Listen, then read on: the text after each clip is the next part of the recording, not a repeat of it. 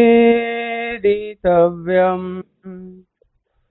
त्वमस्य विश्वस्य परं निधानम्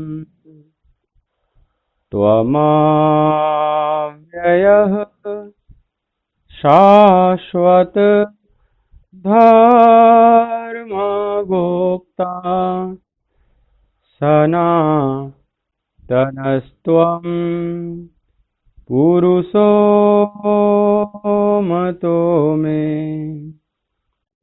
वायुर्यमोऽग्निः वरुणः शशाङ्कः प्रजापतिस्त्वं प्रपितामहश्च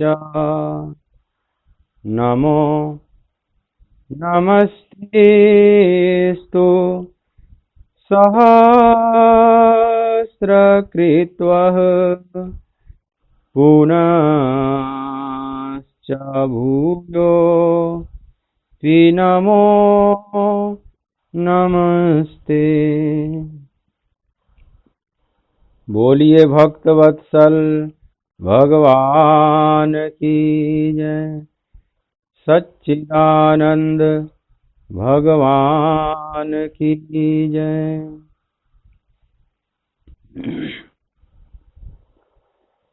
कृष्ण गोविंद गोविंद हे गोपाल नंदलाल। कृष्ण गोविंद गोविंद हे गोपाल नंदलाल। कृष्ण गोविंद गोविंद हे गोपाल नंदलाल। कृष्ण गोविंद गोविंद हे गोपाल नंदलाल। हे गोपाल नंदलाल हे गोपाल नंदलाल। गोपाल नंदलाल हे गोपाल नंदलाल। हे गोपाल नंदलाल हे गोपाल नंदलाल। गोपाल नंदलाल हे गोपाल नंदलाल। कृष्ण गोविंद गोविंद हे गोपाल नंदलाल। कृष्ण गोविंद गोविंद हे गोपाल नंदलाल। कृष्ण गोविंद गोविंद हे गोपाल नंदलाल। कृष्ण गोविंद गोविंद हे गोपाल नंदलाल। हे गोपाल नंदलाल हे गोपाल नंदलाल। गोपाल नंदलाल हे गोपाल नंदलाल। हे गोपाल नंदलाल हे गोपाल नंदलाल। गोपाल नंदलाल हे गोपाल नंदलाल। कृष्ण गोविंद गोविंद हे गोपाल नंदलाल। कृष्ण गोविंद गोविंद हे गोपाल नंदलाल। कृष्ण गोविंद गोविंद हे गोपाल नंदलाल। कृष्ण गोविंद गोविंद हे गोपाल नंदलाल। कृष्ण गोविंद गोविंद हे गोपाल नंदलाल। कृष्ण गोविंद गोविंद हे गोपाल नंद लाल। बोलिए भक्त वत्सल भगवान की जय। श्रीमद् भगवद गीता ज्ञान यज्ञ सत्संग सत्र के इस मांगलिक आयोजन में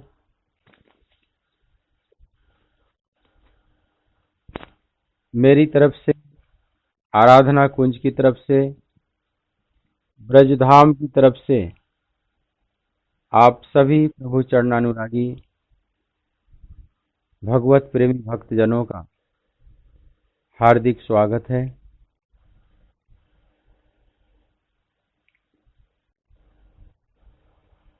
धृतराष्ट्र के पूछने पर संजय कुरुक्षेत्र का आंखों देखा हाल सुना रहे हैं। दुर्योधन द्रोणाचार्य के पास गए हैं।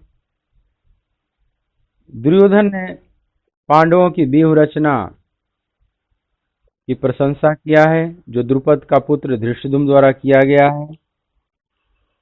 और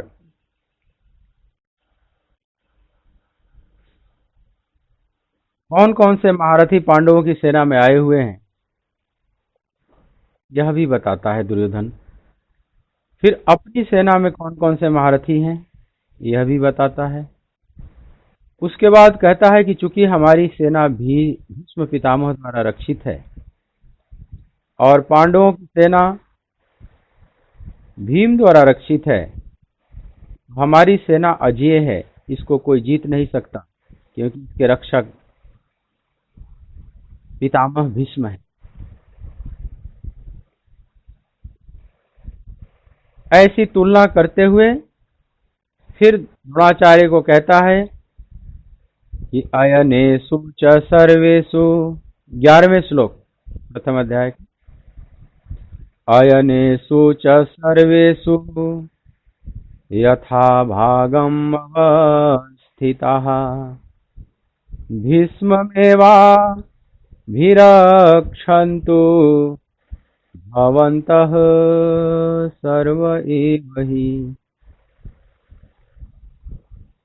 आचार्य, इसलिए सब मोर्चों पर अपनी अपनी जगह स्थित रहते हुए आप लोग सभी निसंदेह भीष्म पितामह की ही सब ओर से रक्षा करें।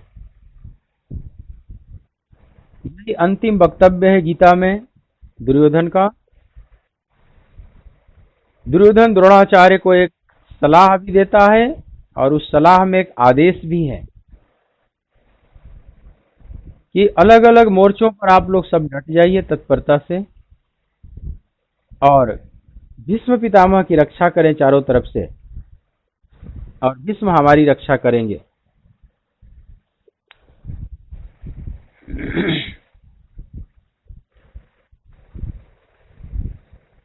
देखिए, भीष्म पितामह जैसा योद्धा, जिनकी शक्ति, जिनके संकल्प,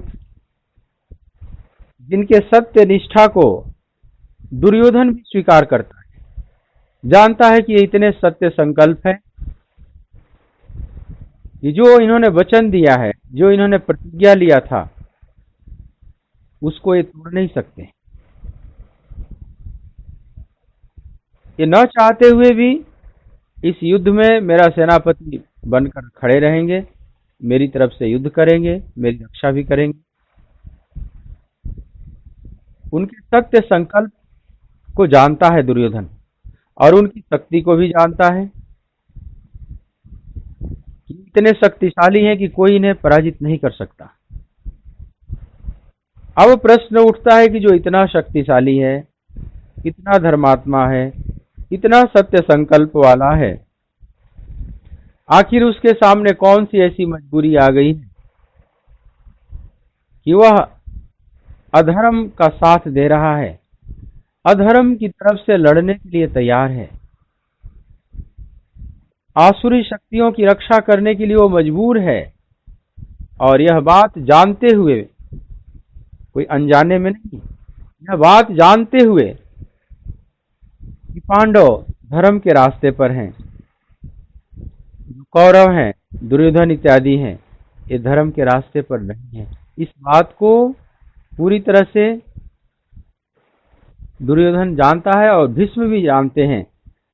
दुर्योधन भले नहीं जानता हो कि मैं धर्म के रास्ते पर नहीं हूं, लेकिन भीष्म तो जानते हैं कि कौरव धर्म के रास्ते पर नहीं है। लेकिन ऐसी क्या मजबूरी आ जाती है कि हम आसुरी वृत्तियों की ही रक्षा के लिए खड़े हो जाएं? मजबूरी है उनकी प्रतिज्ञाएं, मजबूरी है उन प्रतिज्ञाओं का अति महत्व। कोई भी प्रतिज्ञा इतनी महत्वपूर्ण नहीं हो सकती जिसमें राष्ट्र का सत्यानाश हो, पूरी मानवता खतरे में चले जाए, एक महायुद्ध हो। किसी की व्यक्तिगत प्रतिज्ञा इतनी महत्वपूर्ण नहीं होनी चाहिए। लेकिन भीष्म ने अपने व्यक्तिगत प्रतिज्ञाओं का बहुत महत्व दिया और उसकी वजह से आसुरी शक्तियों की रक्षा करने के लिए मजबूर है। या तो आसुरी शक्तियों को मिटाओ या अपनी प्रतिज्ञाओं को आदर दो। दोनों में से इन्होंने चुना अपने प्रतिज्ञाओं को। राष्ट्र टूटता रहा, राष्ट्र में आए दिन षड्यंत्र होते रहे। हस्तिनापुर में शकुनी आकर अड्डा जमाए हुए है, दुर्योधन की बुद्धि खराब करता है, धृतराष्ट्र की बहुत महत्वाकांक्षा, सिंहासन के प्रति बहुत ज्यादा आसक्ति, ये सब भीष्म जानते हैं। लेकिन अब जकड़े हुए अपने प्रतिज्ञाओं से, और उनका कितना मिसयूज कर रहा है, दुरुपयोग कर रहा है दुर्योधन। कहता है कि हमारी रक्षा में खड़े हैं, बस हम लोग चारों तरफ से खड़े हो जाएं, इन पर ध्यान दें, हम लोग इनकी रक्षा करें, ये हमारी रक्षा करेंगे। कई बार भले व्यक्ति भी निर्णय लेने में चूक जाते हैं, धर्म अधर्म को और अधर्म के पक्ष में खड़े होने के लिए मजबूर हो जाते हैं। यद्यपि बड़े निस्वार्थ हैं, कोई स्वार्थ नहीं, बड़े धर्मात्मा भी हैं, धर्म का ज्ञान भी है, लेकिन देखिए आज धर्म का ज्ञान काम नहीं आ रहा है ठीक ठीक। इसलिए आगे गीता में भगवान कहेंगे कि किम कर्म किम अकर्मेति कवयो पत्र मोहिता। अर्जुन, कर्म क्या है, अकर्म क्या है, विकर्म क्या है, इसको ठीक ठीक समझने में तो सामान्य जन क्या, बड़े बड़े मनीषी भी दिग्भ्रमित हो जाते हैं कई बार। गहना कर्मणो गति, यह कर्म की गति बड़ी गहन है, बड़ी सूक्ष्म है। अगर कर्म की गति सूक्ष्म न होती तो भीष्म जैसे व्यक्ति भी कैसे भूल कर जाते। द्रौपदी चीरहरण के समय चुप रहे और यहां पर युद्ध में साथ दे रहे हैं, दुर्योधन का साथ दे रहे हैं, यह जानते हुए भी कि दुर्योधन गलत है। यहां पर भीष्म चुके, लेकिन अनजाने में, ध्यान देना, किसी स्वार्थ वशीभूत होकर नहीं, अनजाने में। अंदर से बड़े पवित्र और धवल हैं। यह गंगा पुत्र बड़ा धवल है। जैसे गंगा धरती की सबसे सम्मानित नदी है, समस्त नदियों के जल में गंगा जल सबसे ज्यादा सम्मानित है, सबसे ज्यादा समादृत है, सबसे ज्यादा पवित्र है। उसी प्रकार से यह गंगा पुत्र अपने युग का सबसे सम्मानित व्यक्तित्व है, अंदर से निश्चल है, पवित्र है। इसी पवित्रता का आदर करेंगे,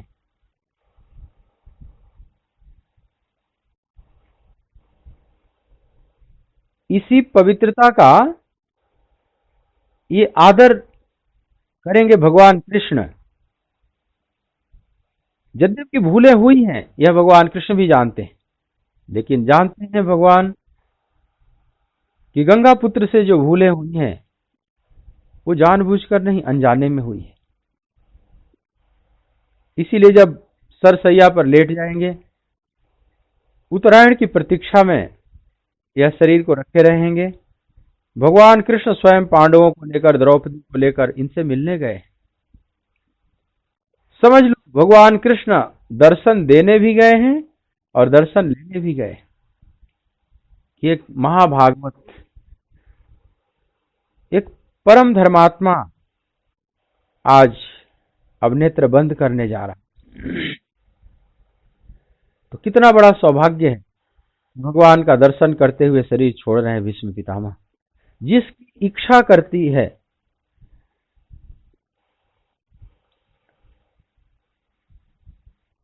हमारा अंतःकरण, हमारा मन जिस बात को चाहता है कि अंत समय में प्रभु तुम्हारा दर्शन हो, देहांत काले तुम सामने हो,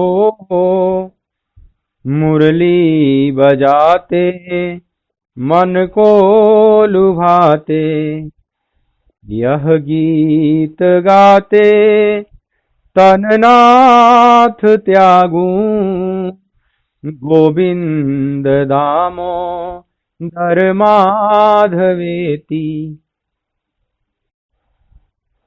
हर जीव चाहता है कि अंत समय में प्रभु का दर्शन करते हुए मैं नेत्र बंद करूं। अंत काले च मामे व स्मरण मुक्तवा कलेवरम। अंत काल में जो मेरा स्मरण करते हुए कलेवर का त्याग करता है,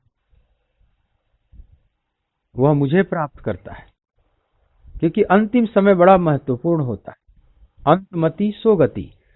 जीवन के अंतिम क्षण में जैसी मति होगी हमारी, आगे की यात्रा उसी प्रकार की होगी। यम यम वापि स्मरण भावम त्यज्यत्यन्ते कलेवरम, तम तमेवैति कौन्तेय सदा तद भाव भावितः। भगवान कहते हैं कि जो अंत समय में जिसका जिसका स्मरण करते हुए शरीर का त्याग करता है, वह उसी भाव को प्राप्त होता है। तो अंतिम समय बड़ा महत्वपूर्ण है। तो भीष्म पितामह का अंतिम समय कितना बढ़िया हो रहा है। भगवान स्वयं प्रत्यक्ष दर्शन देने आ गए। पितामह भीष्म भी भगवान कृष्ण का दर्शन कर रहे हैं और कृष्ण भी दर्शन कर रहे हैं भीष्म का। जैसे भक्त के हृदय में भगवान प्रतिबिंबित है, भगवान के हृदय में भक्त प्रतिबिंबित है। जैसे आप किसी दर्पण के सामने खड़े हो जाएं तो आपका प्रतिबिंब बनता है, उसमें इमेज बनता है। आप अपने प्रतिबिंब को ध्यान से देखिए, आंखों में आंखें डालकर, तो आप देखेंगे प्रतिबिंब भी मेरी आंखों में आंखें डालकर देख रहा। तो भक्त और भगवान का जो संबंध है, बिंब और प्रतिबिंब की तरह है। अगर भक्त भगवान को अपने हृदय में देखता है, तो भगवान भी अपने हृदय में भक्त को देखते हैं। ये दोनों तरफ से यात्रा है। ये यथा माम प्रपद्यन्ते तांस तथैव भजाम्यहम्।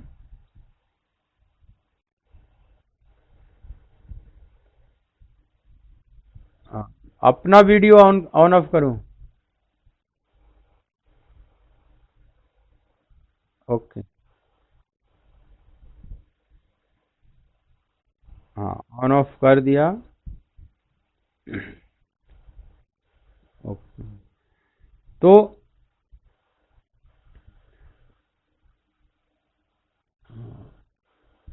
मैंने अलाउड कर दिया, पूछ सकते हो। हाँ, एक मिनट। हाँ, क्या पूछें? हेलो। ओके ओके, ठीक है, थैंक यू। तो यह सौभाग्य भीष्म पितामह को प्राप्त हुआ। कितने बड़े! इसका मतलब यह व्यक्तित्व तो धर्मात्मा है। यद्यपि आसुरी शक्तियों की रक्षा में खड़े हैं,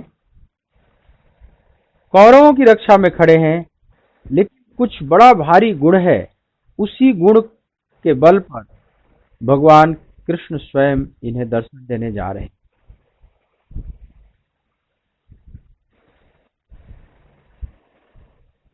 उस गुण को हम प्रणाम करते हैं। लेकिन एक बड़ी बात यह है कि देखो अधर्म के पक्ष में खड़े हुए भीष्म भी धर्म की रक्षा कर लेते हैं। एक बड़ी कुशलता है, धर्म के पक्ष में खड़े होकर धर्म की रक्षा कर लेना। ये तो बात समझ में आ रही है, ये आसान भी है। लेकिन अधर्म के पक्ष में खड़ा होकर भी अपने धर्म की रक्षा कर लेना ये बहुत जटिल है। और ऐसा किया भीष्म ने, विपरीत दिशा में खड़े होकर भी, आसुरी वृत्तियों की रक्षा करते हुए भी, और भगवान को प्राप्त कर लेते हैं। क्योंकि अंदर से कोई कपट नहीं, कोई स्वार्थ नहीं, कोई लिप्सा नहीं, कोई महत्वाकांक्षा नहीं। यह उनकी ऊंचाई है। तो दुर्योधन आश्वस्त होता हुआ और द्रोणाचार्य को सलाह और आदेश देता हुआ अपने रथ को लेकर अपने पोजीशन पर पुनः जाकर खड़ा हो जाता है। इसके बाद संजय कहते हैं कि राजन, अब शंखनाद प्रारंभ होता है। अब युद्ध की चुनौती दी जा रही है। 12वें श्लोक में आप देखें, तस्य संजनयन हर्षम कुरु वृद्धः पितामहः सिंहनादं विनद्योचैः शंखं दध्मौ प्रतापवान। इस प्रकार द्रोणाचार्य से कहते हुए दुर्योधन के वचनों को सुनकर कौरवों में वृद्ध बड़े प्रतापी पितामह भीष्म ने उस दुर्योधन के हृदय में हर्ष उत्पन्न करते हुए उच्च स्वर से सिंह की दहाड़ के समान गरज कर शंख बजाया। अब कुरुक्षेत्र सज गया।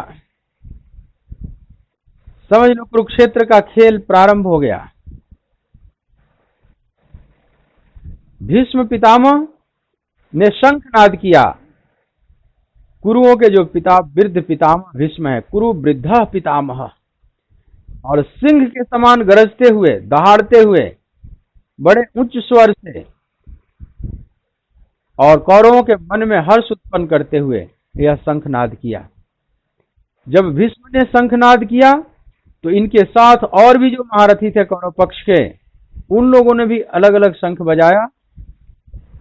ततः शंखाश्च भैर्याश्च प्रणवानक गोमुखा सहसैवा व्यहन्यन्त सशब्द तुमुलो भवत्। इसके पश्चात शंख और नगाड़े तथा ढोल, मृदंग और नरसिंह आदि बाजे एक साथ ही बज उठे। उनका वह शब्द बड़ा भयंकर हुआ। सशब्दस्तु तुमुलो भवत्।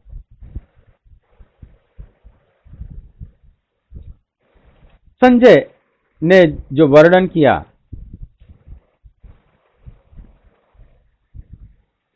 कि जो सेनापति हैं भीष्म पितामह, उन्होंने शंख बजाया और उनके साथ ही जो और भी राजा महारथी सब थे, सबने शंखान दध्मु पृथक पृथक अलग अलग शंख का नाद किया। और बहुत से वाद्य यंत्र जो मनोबल को ऊंचा करने के लिए युद्ध में रखे जाते हैं। सेना जब आगे चलती है तो पीछे से बैंड बाजे भी चलते हैं, उनका मनोबल ऊंचा करने के लिए, उनमें और उत्साह का संचार करने के लिए ऐसा किया जाता है। संगीत का प्रभाव पड़ता है चित्त पर। जैसे जो भक्त हैं, प्रवचन सुन रहे हैं, कथा सुन रहे हैं, इसमें अधिकांश लोग संगीत प्रेमी होते हैं। उन्हें भजन सुनाओ तो बड़ा अच्छा लगता है।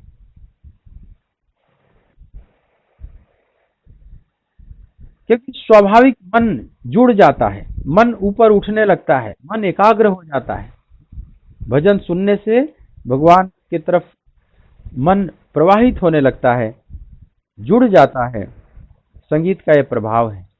लेकिन केवल भक्तों का ही नहीं, चाहे अभक्त हो, संसारी हो, विषयी हो, उनका भी, और चाहे सैनिक हो जो युद्ध क्षेत्र में, युद्ध के मैदान में डटे हुए हैं, उनके पीछे भी ये सब ढोल, नगाड़े, नरसिंह आदि बाजे ये सब बजाए जा रहे हैं। उत्साहवर्धन करने के लिए। तो सब एक साथ बज उठे और यह शब्द बड़ा भयंकर हुआ, मतलब तुमुलो भवत, बहुत तुमुल, बहुत कोलाहल युक्त हुआ।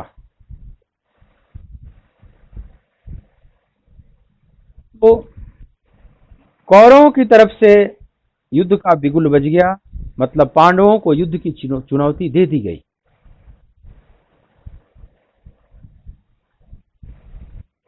यहां तक तो संजय ने जो वर्णन किया धृतराष्ट्र से, वह कौरव पक्ष का किया। अब संजय की दृष्टि, समझ ले, संजय का कैमरा अब मुड़ रहा है पांडव पक्ष की तरफ। अब पांडवों की तरफ से क्या प्रतिक्रिया हो रही है? अभी तक कौरवों का वर्णन हो रहा था, अभी कैमरा उधर स्थिर किया हुआ था। अब जैसे कैमरा घुमा दिया, इस कमेंटेटर ने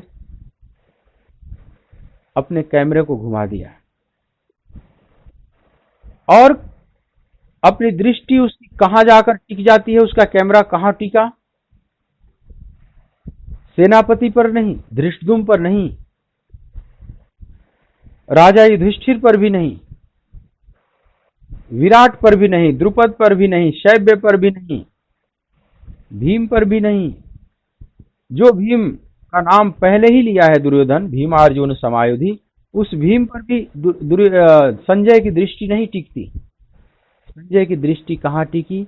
यही बड़ी देखने लायक बात है। 14वें श्लोक में आप देखें, ततः श्वेतैर्हयैर्युक्ते महति स्यन्दने स्थितौ माधवः पाण्डवश्चैव दिव्यौ शंखौ प्रदध्मतुः। फिर से एक बार मेरे साथ पाठ करें इस श्लोक का। ततः श्वेतैर्हयैर्युक्ते महति स्यन्दने स्थितौ माधवः पाण्डवश्चैव दिव्यौ शंखौ प्रदध्मतुः। इसके अनंतर सफेद घोड़ों से युक्त उत्तम रथ में बैठे हुए श्री कृष्ण महाराज और अर्जुन ने भी अलौकिक शंख बजाए। देखिए, संजय की दृष्टि जब पांडव दल पर पड़ी तो उस रथ पर जाकर टिक गई जिस रथ का संचालन स्वयं भगवान कृष्ण कर रहे हैं, और जिस रथ पर रथी के रूप में बैठे हुए हैं स्वयं अर्जुन।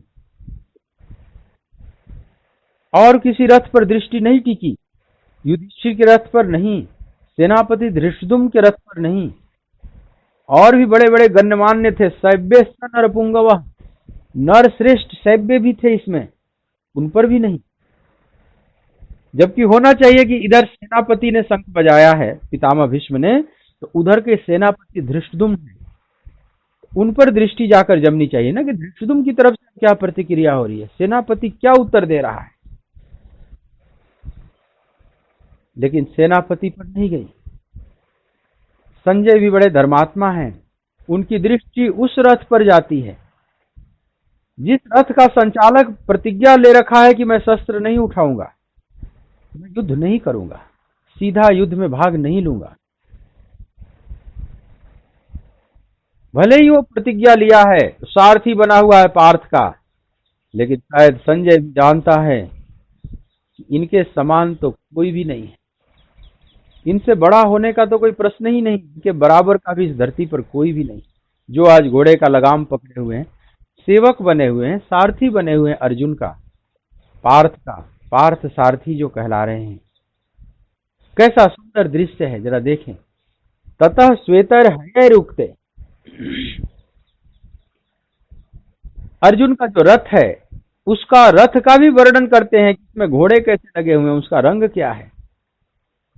संजय कहते हैं सफेद घोड़ों से युक्त। अर्जुन के रथ में 4 घोड़े थे और चारों घोड़े सफेद, व्हाइट। दुर्योधन के रथ के घोड़े काले थे। तो दुर्योधन का रथ कैसा है, उसके घोड़े कैसे हैं, यहां पर गीता में कोई वर्णन नहीं किया है संजय ने, लेकिन एक ही रथ का वर्णन किया है, ततः श्वेतैर्हयैर्युक्ते। है माने घोड़ा होता है, सफेद घोड़ों से युक्त। और महती स्यंदने, स्यंदन माने रथ होता है, चैरियट, महान। लेकिन उस रथ के पहले महती शब्द लगा हुआ है। महती माने उत्तम, महान रथ पर, अलौकिक रथ पर। यह रथ कोई साधारण नहीं है। धृतराष्ट्र के सामने संजय वर्णन कर रहे हैं, किसी भी रथ का वर्णन नहीं किए कि आपके पुत्र दुर्योधन का रथ कैसा है, नहीं, लेकिन उस पांडु पुत्र अर्जुन का रथ कैसा है इसका वर्णन भी संजय करते। धृतराष्ट्र को अच्छा नहीं लग रहा होगा, यह बात उसको अच्छी नहीं लग रही होगी, बिल्कुल ही नहीं लग रही होगी, लेकिन संजय कह रहे हैं, उस रथ की प्रशंसा कर रहे हैं। तो उस महान रथ पर बैठे हुए माधव, अब भगवान कृष्ण का पहला नाम यहां पर गीता में आया, माधव। अभी तक कृष्ण का नाम कहीं नहीं आया, 13 श्लोकों तक में कोई नाम नहीं आया। दुर्योधन ने जो परिचय दिया द्रोणाचार्य को, दोनों सेनाओं के बड़े बड़े महारथियों का परिचय दिया, लेकिन भगवान कृष्ण का नाम कहीं भी नहीं लिया। यही विडंबना है, जो आसुरी शक्ति के लोग होते हैं, आसुरी स्वभाव वाले, उन्हें भगवान की भगवत्ता नहीं दिखाई पड़ती। लेकिन जो भक्त स्वभाव के होते हैं उन्हें पहले भगवान ही दिखाई पड़ते हैं। इसलिए संजय को देखिए, संजय ने जब दृष्टि पांडवों पर अपनी जमाई तो पहला नाम लिया माधव। भगवान कृष्ण का यहां नाम आता है, पहला उन्हीं का नाम लेता है, जो इस युद्ध में दुर्योधन के लिए बिल्कुल महत्वहीन हो चुके हैं, लेकिन संजय के लिए वही महत्वपूर्ण दिख रहे हैं। इसका मतलब संजय पारखी है। तो माधव पांडवश्चैव, और फिर पांडव, पांडव नाम अर्जुन का भी है और 5 भाइयों का भी, आप समझ लें। दिव्यो शंखों प्रदधमतु, दिव्य शंखों का नाद किया। यहां कुछ बातें आप समझें, समझ लो आप धीरे धीरे गीता में प्रवेश कर रहे हो, गीता की गहराई में आप प्रवेश कर रहे हो। और यह जो श्लोक है 14वां, यह बहुत महत्वपूर्ण है। इस 14वें श्लोक को आप ठीक से समझ लें, 14वें 15वें को, आप गीता के मर्म को, यहीं से गीता के नब्ज को पकड़ लेंगे। समझ लो गीता की जो नाड़ी है, जैसे वैद्य होता है ना, कुशल वैद्य, तो कुशल वैद्य आप बीमारी बताएं चाहे ना बताएं, केवल नाड़ी पकड़ लेगा और कफ पित्त वात का अनुपात क्या है, उसकी स्थिति क्या है शरीर में, और कुशल वैद्य बिना आपको बताए आपके रोगों का वर्णन कर देगा, क्योंकि नब्ज पकड़ लिया। आपका शरीर बोलने लगा, वो नब्ज के माध्यम से शरीर अपनी पूरी कहानी कहने लगा। मेरे देखे प्रथम अध्याय का ये 14वां 15वां श्लोक अगर आप समझ लें तो यहीं पर नब्ज है, समझ लो ये नाड़ी है पूरी गीता को समझने के लिए, पूरी गीता का सूत्र है। इन बातों को आप समझे तो आपको बात समझ में आएगी कि कैसे ये गीता की नाड़ी है, भगवत गीता का। देखिए शंखनाद जो हुआ, प्रथम शंखनाद हुआ कौरवों की तरफ से, पांडवों ने पहले शंखनाद नहीं किया, ताकि आने वाला इतिहास, जो इतिहास में वर्णन होगा इस कथा का,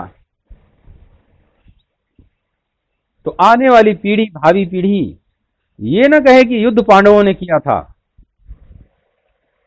युद्ध की चुनौती तो कौरवों ने दिया था, पांडवों ने तो सिर्फ उसको स्वीकार किया। युद्ध करना पांडवों की इच्छा नहीं थी, ये कौरवों की इच्छा थी। युद्ध करना पांडवों की मजबूरी थी, वे विवश हो गए, उन्हें विवश किया गया, उन्हें लाचार कर दिया गया, उन्हें हर प्रकार से मजबूर कर दिया गया।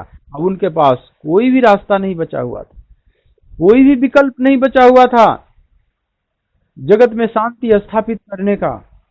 सारे विकल्प टटोल के देख लिए। जब सब तरफ से अंततः जब भगवान कृष्ण का शांति प्रस्ताव भी असफल हो गया,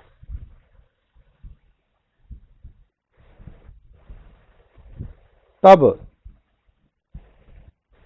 पांडव युद्ध करने के लिए मजबूर हो गए। और युद्ध के मैदान में भी डटे हुए पांडवों ने पहले शंखनाद नहीं किया। प्रथम शंखनाद कौरवों की तरफ से हुआ। तो इससे पता चलता है कि जो भक्त स्वभाव के होते हैं वे युद्ध करने के लिए उतावले नहीं होते। हाँ, लेकिन जो भक्त स्वभाव के महावीर लोग होते हैं, शक्तिशाली भी हैं, धर्मात्मा भी हैं, और अगर उन्हें कोई युद्ध के लिए चुनौती दे और कोई रास्ता उनके पास नहीं बचा हुआ है, तो फिर डट कर मुकाबला भी करते हैं। इसलिए कौरवों ने पहले चुनौती दिया, लेकिन उस चुनौती को स्वीकार किया पांडवों ने। अब भागने का कोई मतलब नहीं।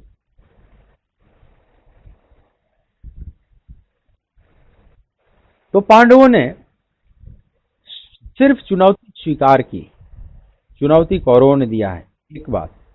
दूसरी बात कि कौरवों की तरफ से जो शंखनाद हुआ प्रथम भीष्म पितामह की तरफ से हुआ, ये बात ठीक है, सेनापति भी हैं, सब प्रकार से योग्य हैं। कुरु वृद्ध पितामह तस्य संजनयन हर्षम कुरु वृद्ध पितामह।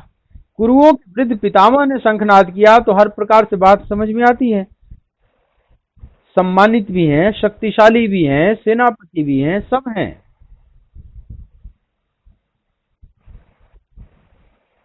लेकिन कौरवों की तरफ से, पांडवों की तरफ से शंखनाद कौन करेगा? ये एक महत्वपूर्ण प्रश्न। होना तो ये चाहिए नियमतः कि सेनापति का उत्तर सेनापति देगा। सेनापति ने चुनौती दिया तो उसका प्रत्युत्तर सेनापति देगा, मतलब धृष्टद्युम्न। इधर के कैप्टन धृष्टद्युम्न है ना पांडवों के, तो कैप्टन चुनौती देंगे और स्वीकार करेंगे ना। लेकिन नहीं, पांडवों ने एक बहुत बड़ा बुद्धिमत्ता का परिचय दिया।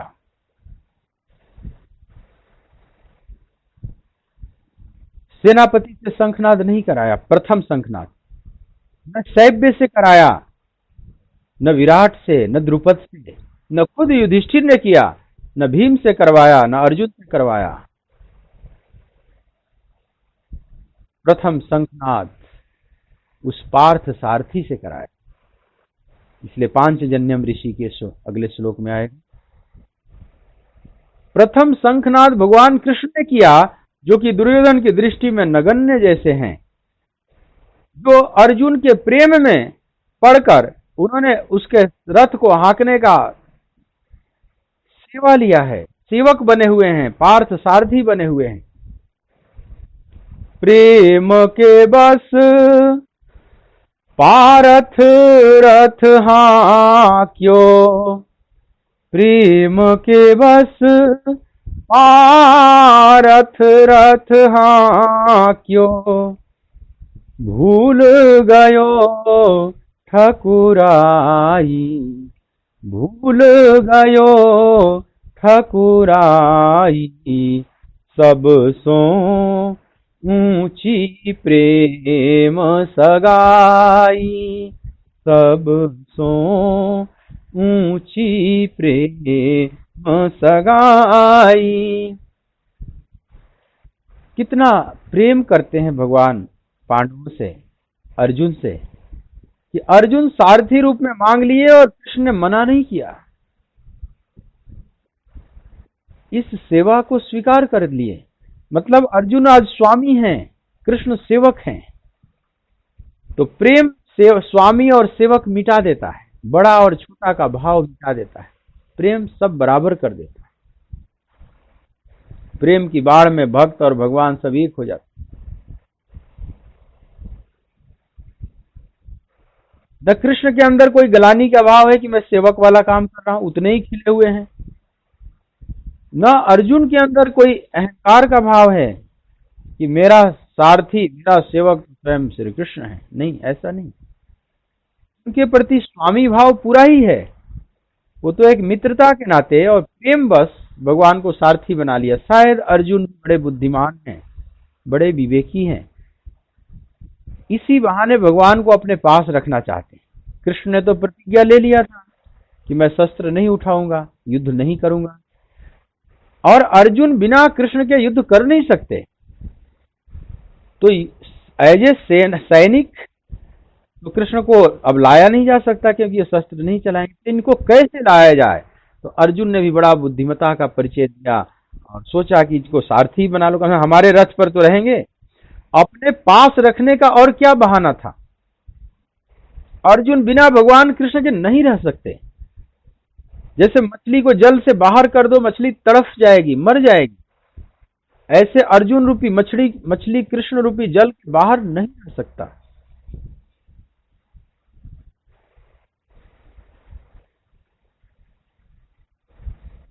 बिना कृष्ण के एकदम अर्जुन फीके हैं। इसलिए भगवान कृष्ण जब धराधाम से चले जाएंगे, भागवतम में कथा आती है, अर्जुन बड़े उदास और तेजहीन हो गए, निस्तेज। वो पता नहीं तेज कहां चला गया। यह अर्जुन रूपी मछली कृष्ण रूपी स्वच्छ झील में आनंदित है। इसको बाहर नहीं निकाला जा सकता। कृष्ण से बाहर निकाल दोगे कृष्ण रूपी झील से, तो मछली तड़फ जाएगी। बच्चों को आप सिखाते हैं ना कविता कि मछली जल की रानी है, जीवन उसका पानी है, बाहर निकालो मर जाएगी, हाथ डालो डर जाएगी। उसका जीवन पानी है। अगर उस पानी से बाहर निकाल दोगे तो मर जाएगी। बाहर निकालने के लिए पकड़ने जाओगे तो डर जाएगी, भागेगी, उससे बाहर नहीं रह। ऐसे ही भक्त के लिए जो भगवान है, भगवान झील की तरह समझ लो। किसी जंगल पहाड़ के अंदर एक स्वच्छ झील है और उसमें सुंदर सुंदर मछलियां जैसे किलोल कर रही हैं, खेल रही हैं, आनंदित हैं। सुखी मीन जे नीर अगाधा। अगाध जल जब रहता है तो मछली बड़ी सुखी रहती है। ऐसे ही जब अगाध भक्ति रहता है, अगाध भगवान का जब सानिध्य महसूस करता है भक्त, तो अपने को सुखी महसूस करता है। जैसे घर में माँ है तो बच्चा आनंदित है, खेल रहा है, बड़ा बेफिक्र है। ऐसे ही भगवान रूपी माँ अगर जीवन में आ जाते हैं तो भक्त रूपी बच्चा बड़ा आनंदित रहता है। और यहां तो भगवान ने प्रण ले लिया कि मैं तो युद्ध नहीं करूंगा, मैं शस्त्र भी नहीं चलाऊंगा। तो अर्जुन भी देखो विवेक का परिचय देते हैं कि मैं तो आपके बिना फिर रह ही नहीं सकता, मैं युद्ध कर ही नहीं सकता। एक बहाने से मांग लिया कि केशव, जिस प्रकार से हमारे जीवन के बागडोर को आप संभाले हुए हो प्रभु, इस युद्ध में भी मुझे कुशल सारथी की जरूरत है, और आपसे बढ़िया सारथी तो दुनिया में कोई हो नहीं सकता। हे गोविंद, आप मेरे इस रथ के बागडोर को भी संभालो, मतलब मेरा सारथी बनो। तो सारथी बनाना केवल उद्देश्य नहीं, कृष्ण को अपने पास रखना उद्देश्य है, क्योंकि बिना कृष्ण के अर्जुन नहीं रह सकते। कृष्ण समझ लो आगे सारथी के रूप में, रक्षा कवच के रूप में खड़े हैं। उनकी सुरक्षा कवच में अर्जुन है, जैसे माँ आगे है बच्चे को पीछे किए हुए।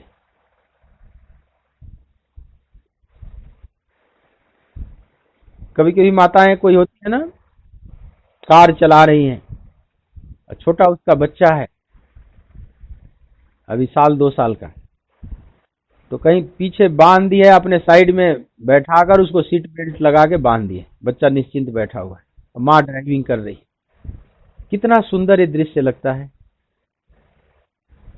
कभी आपने देखा होगा, इस तरह से दिख जाती हैं कई आजकल, माँ शॉपिंग करने जा रही है, किसी काम से जा रही है, छोटा बच्चा उसको भी ले जाना हो, बगल की सीट पर बच्चे को बैठाकर उसको सीट बेल्ट लगा दी है और माँ ड्राइविंग कर रही है। अब बच्चे की अपनी भी सुरक्षा और बच्चे की सुरक्षा दोनों की जिम्मेवारी लेकर चल रही है। बच्चा कहीं गेट न खोल दे, उसको लॉक भी किया हुआ है, इधर उधर उछल न जाए, उसको सीट बेल्ट में भी बांधा हुआ है, और बच्चा भी निश्चिंत, क्योंकि माँ चला रही है तो बच्चा बेफिक्र आनंदित है। उस कार में बड़ा आनंदित महसूस करता है। अब कृष्ण जो रथ चला रहे हैं, अर्जुन समझ लो छोटे शिशु की तरह बड़े आनंदित है उस रथ पर। यह दृश्य, यह जो कृष्ण हाथ से एक हाथ में लगाम पकड़े हुए हैं, दूसरे हाथ में चाबुक, और अर्जुन को संभाल भी रहे हैं, अब आगे उपदेश भी देंगे, और अर्जुन एकदम छोटे शिशु की तरह उस रथ में बैठे हुए हैं, यह सनातन धर्म का श्रेष्ठतम प्रतीक बन गया। आज बड़े बड़े मंदिर के द्वार पर जाओगे तो इसी दृश्य को बनाया जाता है। अनेक तीर्थों में मंदिर है, गीता भवन जहां बने हैं वहां तो है ही ये चित्र, लेकिन अनेक आश्रमों के गेट पर यही भगवान कृष्ण रथ को पकड़े हुए हैं, अर्जुन बैठे हुए हैं। मतलब अपने सनातन धर्म का श्रेष्ठतम प्रतीक चिन्ह बन गया है। और यह यहीं से लिया गया है 14वें श्लोक से। ये 14वें श्लोक को ही चित्रण किया गया है कि ततः श्वेतैर्हयैर्युक्ते महति स्यन्दने स्थितौ माधवः पांडवश्चैव दिव्यौ शंखौ प्रदध्मतुः। कितना सुंदर यह चित्रण किया है संजय ने। हे राजन, मैं देख रहा हूं कि श्वेत घोड़ों से जुते हुए उस महान दिव्य उत्तम रथ पर बैठे हुए हैं माधव भगवान कृष्ण, और पांडव माने अर्जुन, और इन लोगों ने भी दिव्य शंखों का नाद किया। कितना सुंदर दृश्य है। कृष्ण संभाले, मैंने भगवान मतलब कहा गया ना कि जिसके रथ पर केशव ताकह कौन अंदेशों, जिसके रथ पर स्वयं केशव बैठे हुए हैं उसके लिए अब क्या असंभव है, और उसको किस बात की चिंता। हमारे मनमोहन घन श्याम हमें किस बात की चिंता। अर्जुन बड़े निश्चिंत हो। जब भगवान कृष्ण इस प्रस्ताव को स्वीकार कर लिए सारथी बनने का, तो अर्जुन कितने निश्चिंत हो जाते हैं। आप कल्पना करें, जैसे बच्चे को मां मिल गई,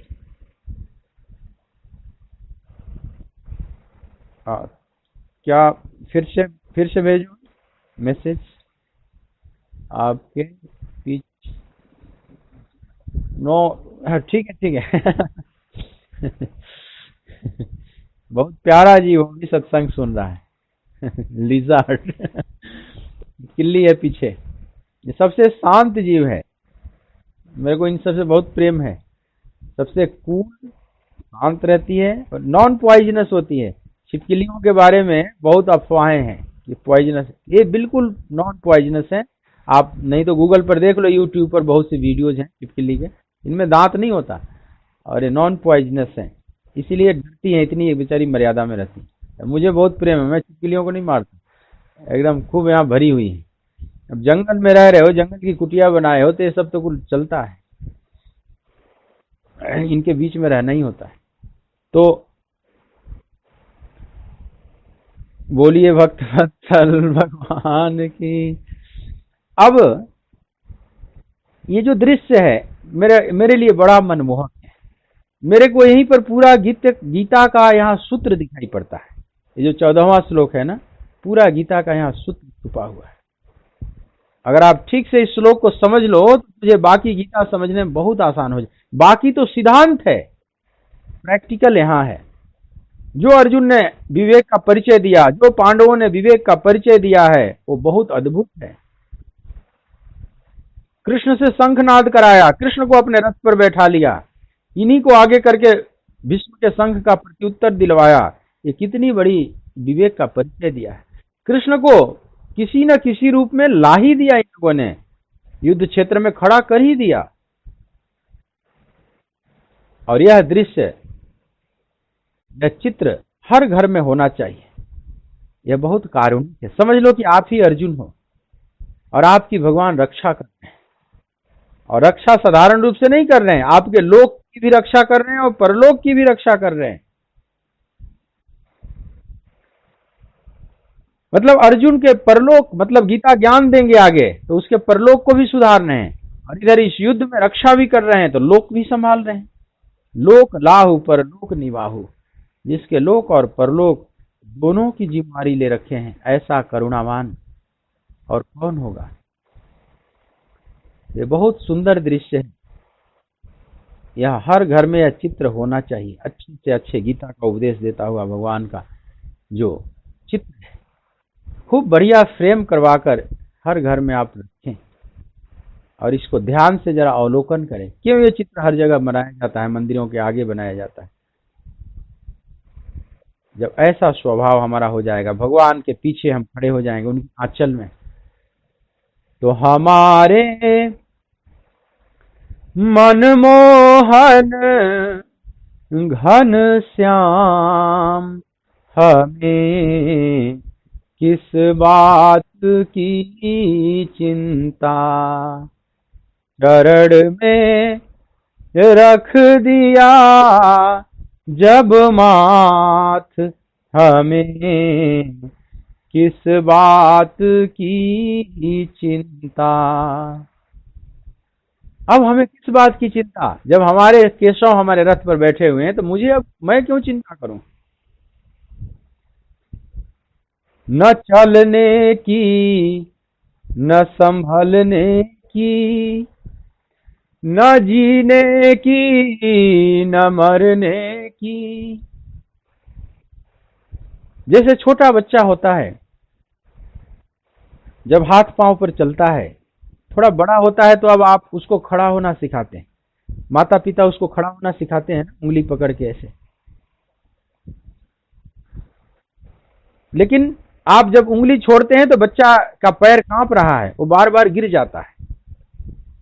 लेकिन आप देखोगे कि बच्चे को गिरने की अब चिंता नहीं, वो चिंता आपको करनी होती है। बच्चा बिल्कुल निश्चिंत है, गिर रहा है तो भी गिर रहा है, वो अपने को न संभालता है ना कहीं कुछ। गिरना क्या होता है उसको ये भी नहीं है पता।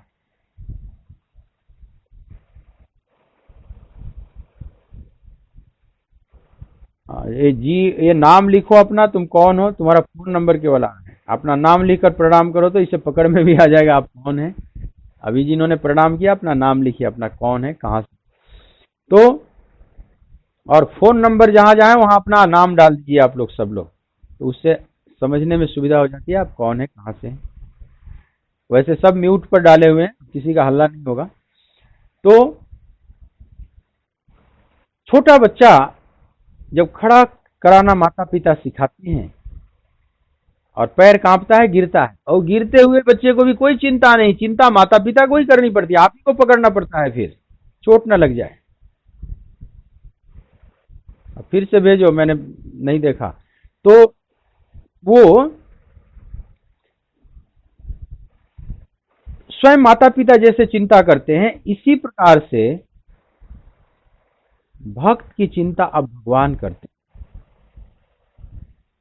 वृंदावन में आप कहते हैं, रसिक संत गाते हैं कि काहू को बल भजन है, काहू को आचार, काहू को बल भजन है, काहू को आचार, दास भरोसे कुंवरी के, सोवत पांव पसार। किसी को अपने भजन का विश्वास है, अपने भजन के बल का भरोसा है, काहू को बल भजन को, काहू को आचार। बड़े आचार विचार वाले होते हैं, बड़े कर्मकांडी होते हैं, वेद शास्त्रों के ज्ञाता होते हैं, सही उच्चारण करते हैं, मंत्र का ज्ञाता होते हैं, तो उनके अपने आचार विचार और वेद ज्ञान और कर्मकांड का बल होता है। लेकिन जो भोला भाला भक्त होता है वो कहता है कि दास भरोसे कुंवरी के, हम तो किशोरी जी के भरोसे हैं, सोवत पांव पसार, हम तो दोनों पांव फैला के निश्चिंत सो रहे हैं, अब तुम जानो ये किशोरी कैसे संभालना है, क्या करना है, आप तुम जानो, मैं तो तुम्हारे शरण में हूं। सरस किशोरी भक्ति रस बोरी प्रेम विभोरी कीजय कृपा मेरी ओर श्री राधे कीजय कृपा मेरी ओर। पुकारता है भक्त, कृपा करो, तुम्हारा छोड़कर और मेरा कोई भी नहीं है। मेरे को कोई साधना का बल का भी भरोसा नहीं। मैं बहुत बड़ा साधक हूँ, बड़ा नाम जपता हूँ, बड़ा ध्यान करता हूँ, बहुत परिक्रमा करता हूँ, बहुत व्रत रखता हूँ, एकादशी इत्यादि नहीं। साधनहीन दीन मैं राधे तुम करुणामयी प्रेम अगाधे। साधनहीन दीन मैं राधे तुम करुणामयी प्रेम अगाधे। काके द्वारे जाए पुकारे, किसके द्वार जाऊं, किसको पुकारूं, किससे मैं सहायता की भीख मांगूं, किससे सहायता की याचना करूं। काके द्वारे जाऊं पुकारे कौन निहारे दीन दुखी की ओर श्री राधे दीन दुखी की ओर। सरस किशोरी भक्ति रस बोरी प्रेम विभोरी कीजय कृपा मेरी ओर श्री राधे कीजय कृपा मेरी ओर। ऐसे कृपा की याचना करता है भक्त। न मैं साधन जानता हूं, साधनहीन दीन मैं राधे, और तुम करुणामयी हो, प्रेम अगाध है, अगाध प्रेम है, अगाध जल है, जैसे सुखी मीन जहां मीर अगाधा है, जहां अगाध जल है वहां मीन मछली सुखी रहती है। तो तुम तो प्रेम का अगाध समुद्र हो और मेरा मन मछली है, मैं मछली की तरह। तुम्हारे उस जल के अंदर, तुम्हारे प्रेम के जल के अंदर ही मैं निश्चिंत रह सकता हूं। और किससे मैं याचना करूं। काके द्वारे जाऊं पुकारे कौन निहारे दीन दुखी की ओर।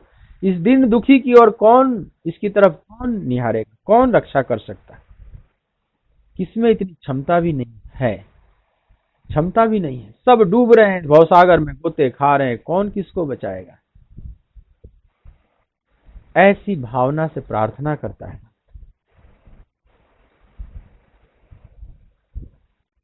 अर्जुन का यही भाव है। अर्जुन बड़े विवेक का परिचय देते हुए अपने प्रेम और विवेक से कृष्ण को बांध लिया, पार्थ सारथी बना ही लिया।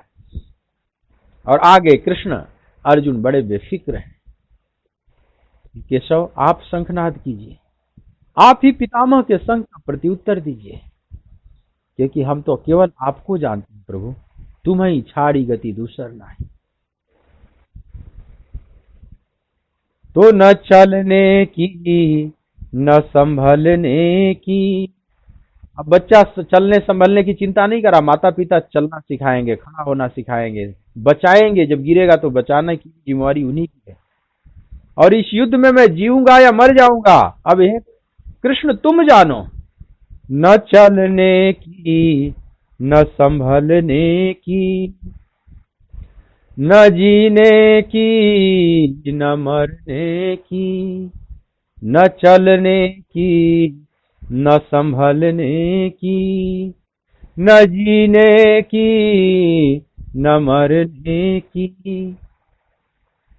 जब हरदम साथ है मेरे, जब हरदम साथ है मेरे, हमें किस बात की चिंता। हमारे मनमोहन घन श्याम, हमें किस बात की चिंता। चरण में रख दिया जब माथ, चरण में रख दिया जब माथ, हमें किस बात की चिंता। हमारे मनमोहन घन श्याम, हमें किस बात की चिंता। नंदलाल आपकी जय होवे, नंदलाल आपकी जय होवे। तेरी जय होवे, तेरी जय होवे, तेरी जय होवे, तेरी जय होवे, तेरी जय होवे, तेरी जय होवे, तेरी जय होवे, तेरी जय होवे। नंदलाल आपकी जय होवे, गोपाल आपकी जय होवे। तो भगवान स्वयं रक्षा कवच में खड़े हो गए। कितना सुंदर है, मनोरम दृश्य है, पांडवों के लिए कितना शुभ लक्षण है, कितना मांगलिक है। इस श्लोक पर थोड़े और कल विचारेंगे। अभी बहुत सी बातें हैं इस श्लोक में। देखो, श्वेत घोड़े हैं। श्वेत घोड़ों का क्या अर्थ है? ये रथ महती से अंदने है, महान है, दिव्य है, अलौकिक है, उत्तम है। उत्तम रथ और अलौकिक रथ का क्या मतलब होता है? कौन सा रथ अलौकिक होगा, इस पर भी कल विचार करेंगे। भगवान का यहाँ पहला नाम आया माधव। ये माधव शब्द का क्या मतलब है? माधव नाम पहला क्यों आया गीता में? केशव माधव हरि हरि बोल, आप गाते हैं ना, मुकुंद माधव गोविंद बोल, केशव माधव हरि हरि बोल। ये बहुत शब्द आता है। गुरु ग्रंथ साहब में भी ये शब्द आता है, यह जन्म तुम्हारे लेखे हो, जन्म तुम्हारे। बहुत जन्म विसरे थे माधव। नानक कई बार ये शब्द प्रयोग करते हैं। ये हो जन्म तुम्हारे लेखे, ये हो जन्म तुम्हारे लेखे, ये हो जन्म तुम्हारे लेखे, ये हो जन्म तुम्हारे लेखे। बहुत जन्म बिसरे थे माधव, बहुत जन्म बिसरे थे माधव, एहो जन्म तुम्हारे लेखे, एहो जन्म तुम्हारे लेखे, एहो जन्म तुम्हारे लेखे। तो भगवान के अनेक नाम बहुत आते हैं गीता में। गोविंद, केशव, माधव, ऐसे बहुत आएंगे। तो गीता में भी है, ग्रंथ साहब में भी है, हर जगह है। यह माधव मोह पास कस टूटे। विनय पत्रिका में तुलसीदास जी लिखते हैं कि माधव मोह पास कस टूटे। ये मोह का पास कैसे टूटे है माधव? माधव का क्या मतलब होता है, भगवान कृष्ण को माधव क्यों कहते हैं, यह भी कल विचार करेंगे। अर्जुन को पांडव कहा गया, यह भी विचार करेंगे। और दिव्यों शंखों प्रदमतु, यह जो शंख नाद किया उसके पहले दिव्य शब्द लगा हुआ है, दिव्य शंखों। ध्यान देना, भीष्म ने शंख नाद किया तो शंखा दधमु प्रतापमान, प्रतापी शंख का नाद किया, बहुत तापित करने वाला है शत्रुओं को। लेकिन जब भगवान कृष्ण ने शंख नाद किया तो उसके पीछे दिव्य शंख प्रयोग किया, दिव्य शब्द प्रयोग किया संजय ने, दिव्यो शंखों। ये दिव्य शंख क्या होता है? तो जरा विचार करो कि शंख भी दिव्य है, रथ भी दिव्य है, बजाने वाला भी दिव्य है, तो जो उससे ध्वनि निकलेगी वो भी तो दिव्य होगी ना। वह ध्वनि लौकिक नहीं हो सकती, वह ध्वनि भी पारलौकिक है, वह ध्वनि भी कॉस्मिक है, कॉस्मिक साउंड है, वह डिवाइन साउंड है।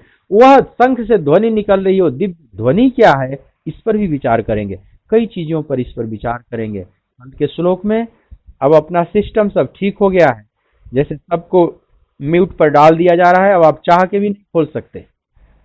होस्ट के पास बहुत से पावर हैं, मैंने देखा रीड करके। अब आप चाहो तो भी नहीं खोल सकते जब तक मैं परमिशन न दूं। तो अब शांति से सत्संग प्रारंभ हो चुका है, हम मूल गीता में प्रवेश कर चुके हैं। अब आप एक भी श्लोक चुके, एक श्लोक का एक भाव भी चुक गए तो फिर कब मिलेगा पता नहीं। इसलिए सब समय से, और 7:45 बजे ही जूम अब चालू हो जा रहा है। जैसे सत्संग भवन खोल दिया जाता है ना 15-20 मिनट पहले, तो अब आप अच्छे श्रोता है अपने जूम को चालू कर दें 7:45 में ही, मतलब 7:45 पर आप चालू कर दें और आप बोर नहीं होंगे। बड़े अच्छे भजन चलते रहते हैं। हमारे बरेली से हमें जो नीतू गुप्ता है, आशीष गुप्ता या रिधिमा गुप्ता, उनके बेटे अर्नव, ये सब लगे हुए हैं, सब सत्संग सुन रहे हैं भाव से, और सब रिकॉर्डिंग सब ढंग से मैनेज कर रहे हैं लोग। तो ये सारा भजन चला देते हैं वहां से, बैकग्राउंड में भी बहुत बढ़िया चलता है। तो आप चाहो तो 15 मिनट पहले से ही भजन सुन सकते हो, और पहले से आप चालू कर दोगे अपने जूम को, तो अब उसी समय कनेक्ट करने में कई बार आधा मिनट 1 मिनट लग जाता है, 2-2 मिनट लग जाते हैं, वो सब अब लफड़ा नहीं रहेगा। अब तुरंत मैं 8 बजे स्वयं उपस्थित हो जाऊंगा। तो आप अपने जूम को पहले ही चालू कर दीजिए, 7:45 में भजन आता रहेगा, या चालू कर दो, अभी नभी चालू हुआ है होस्ट की तरफ से, तो आप अपने आप जब होस्ट आएंगे तो चालू हो जाएगा आपका। बस आप अपने जूम को 7:45 में 7:40 पर भी चालू करके छोड़ दें, अपने आप सत्संग चालू हो जाए, भजन चलना शुरू हो जाएगा, और फिर मैं आ जाऊंगा।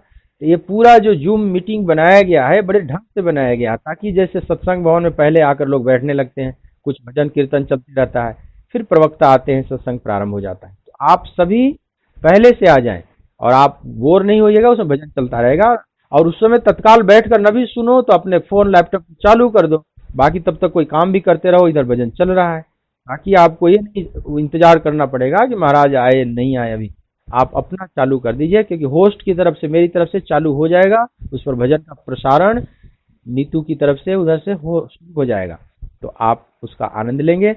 और आप अगर जागरूक श्रोता हैं, इसमें कई लोगों को मैं देख रहा हूँ कि सत्संग में डिस्टरबेंस जब आई तो इन लोगों ने बड़े तड़फ गए, जैसे मछली को जल से बाहर निकाल दिया, इतने परेशान हो जाने, जिनका लिंक नहीं मिल रहा है। अभी भी कुछ लोग लगता है कि अभी परेशान है, अभी जुड़े नहीं है पूरी तरह से, वो भी धीरे धीरे एक दूसरे से संपर्क है, आप उनको गाइड करें, सिखावें, सब जुड़ जाएंगे। थोड़ा नया चेंज होता है सब कुछ, तो कई दिक्कतें आती हैं बहुत लोगों को उसमें जुड़ने में, लेकिन काफी पार्टिसिपेंट समझ गए हैं। तो आप सभी भाव से, समय से पहले ही जुड़ जाए, 15 मिनट पहले सब अपना खोल दो और आप भजन का आनंद लो, और कथा का पूरा एक एक श्लोक आप पान करो। इस कोरोना है, कोरोना भी है, करुणा भी है, समझ लो कृष्ण की करुणा है कोरोना, भक्तों के लिए कृष्ण की करुणा है कोरोना। तो इस कृष्ण की करुणा को आप आस्वादन करें, इस करुणा में भीगें। तो गीता ज्ञान की वर्षा में हम सभी भीगे। मुझे कहने का आनंद है, आपको सुनने का आनंद है, सब मिलकर हम आनंदित हों। तो अपने और साथ में गीता रखें सब लोग, आप चाहे तो 17 नंबर जिनके पास है रखें, 17 नंबर कोड वाली गीता प्रेस की, न है तो कोई दूसरी भी रख सकते हैं, पर गीता प्रेस की हो ये सबसे अच्छी है। नहीं तो आप मंगाएं ऑनलाइन, अमेजोन से भी मंगा सकते हैं, कहीं से भी मंगा, आजकल किताबें मंगाने के 50 ढंग, तो आप कहीं से भी मंगा सकते हैं। और श्लोकों के साथ मेरे साथ आप आगे बढ़ें। पूरा जब समय आप दे ही रहे हैं तो पूरा उसको निचोड़ें। जैसे आप मौसमी का जूस निकालते हैं तो पूरा ही निचोड़ लेते हैं कि रस उसमें न बचे, तो ऐसे ही जब आप समय आप दे ही दिए तो इस समय का पूरा दोहन क्यों न करें, पूरा इसे क्यों न निचोड़ें। तो आप एक अच्छे श्रोता का परिचय दे रहे हैं। और माता जी ने, कमलेश माता जी, कमलेश भाटिया जी जो होस्ट रही हैं अभी तक इस कार्यक्रम के, उन्हीं की प्रेरणा से यह कार्यक्रम प्रारंभ हुआ। सच्चाई यही है बिल्कुल। और हम सभी उस कार्यक्रम का आनंद ले रहे हैं। वो तो मजबूरी में होस्ट अब मुझे बनना पड़ा कि माता जी भी परेशान हो जाती थी, वहां से बच्चे दुबई चले गए, इनका बड़ा बेचा फैमिली सहित, तो बच्चे पोते सब कंट्रोल करते थे, कई बार दिक्कत आई। तो अब होस्ट का, और माता जी ने इसको रिचार्ज करा दिया है फिर से। कल इन्होंने पूरे दुबई फोन करके लगी रही, इनका जो पोता मेरे से लगा रहा वहां से फोन पर सारा कुल आईडी वाईडी लेकर क्या क्या, इसने पूरा रिचार्ज हर महीने का, इसमें पैसे लगते हैं अनलिमिटेड जो आपसे बात कर रहा हूँ, तो माता जी ने सब कर दिया है। उस सारी व्यवस्था आपके लिए इन्होंने बहुत कुछ कर दिया, आपको केवल सुनना है। आप सुनने का आनंद लें। देखो कितनी बड़ी सेवा है कि बच्चा दिल्ली में गया, वहां बार बार फोन करके इंटरनेशनल कॉलिंग मेरे पर भी लगा रहा, और फिर रिचार्ज किया, कैसे कैसे प्लान डाला है। और चूंकि मेरे आईडी पर है तो सारा मेरा आईडी और पासवर्ड उसको चाहिए था, सारा करके सब काम आपके लिए प्रशस्त कर दिया गया, फिट कर दिया गया। आपको केवल सुनने का अब आनंद लेना है। अब कोई बाधा भी नहीं आ रही, किसी की आवाज भी नहीं आ रही। अब जब तक मैं परमिशन नहीं दूंगा, अब आप लोगों को परमिशन दे रहा हूं। अब आप जो चाहे अपने को आप खोल सकते हैं। अब आपके फोन पर परमिशन जा रहा होगा, अब चाहें तो आप अपनी अपने ऑडियो खोल सकते हैं, एक दूसरे को आप दंड प्रणाम करते हैं, आप कर सकते हैं। अब आप अपना ऑडियो माइक को खोल सकते हैं। मुकुंद माधव गोविंद भोल, केशव माधव हरि हरि बोल। मुकुंद माधव गोविंद बोल, केशव माधव हरि हरि बोल। केशव माधव हरि हरि बोल। बोलिए भक्तवत्सल भगवान की जय। सच्चिदानंद भगवान की। ओम नमः पार्वती पतये। हर हर महादेव।